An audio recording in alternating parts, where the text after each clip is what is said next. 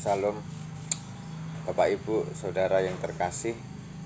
Puji nama Tuhan. Kita harus terus bersemangat dan bersuka cita ya, untuk menyebarkan kebaikan. Jadilah orang yang lebih bijaksana. Itu temanya 1 Raja-Raja 3 ayat 9 ya.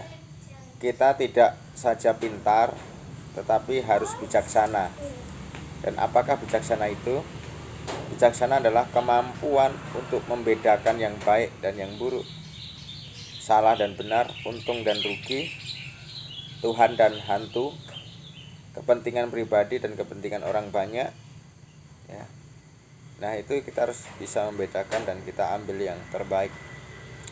Untuk bijaksana, pandanglah sesuatu dengan belas kasihan.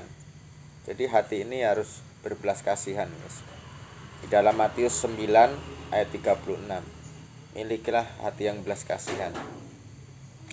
Kita juga harus melihat kebutuhan orang lain, terbeban atas keselamatan mereka. Kalau mereka itu mau masuk jurang, kita harus selamatkan. Kalau mereka mau masuk neraka, kita harus selamatkan, bawa mereka ke surga. 1 Petrus 3 ayat 8 dan 9 ya. Untuk bijaksana kita harus mendengar dengan penuh perhatian ya. Kita harus dengar dengan penuh perhatian, keluh kesah apa, masalah apa, beban apa ya, kita bisa menolong dengan tepat. Di Yesaya 65 ayat 24 ya. Nah, jangan menutup telinga ya dari teriakan orang lain untuk minta tolong. Di dalam 1 Petrus 3:15 kita harus mendengar dengan penuh perhatian dan meningkatkan tinggi kebijaksanaan itu ya.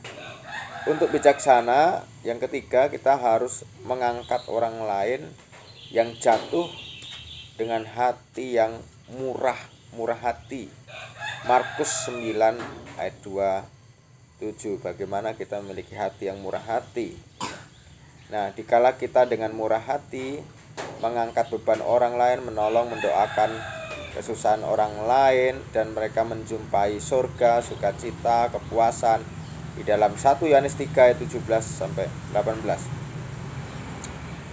Nah, guys, yang terakhir, yang keempat, untuk bijaksana kita harus mengasihi sesama seperti dilakukan oleh Tuhan Yesus ya, mengasihi. 1 Yohanes 4 ayat 11, juga di Matius 22 ayat 37 sampai 39.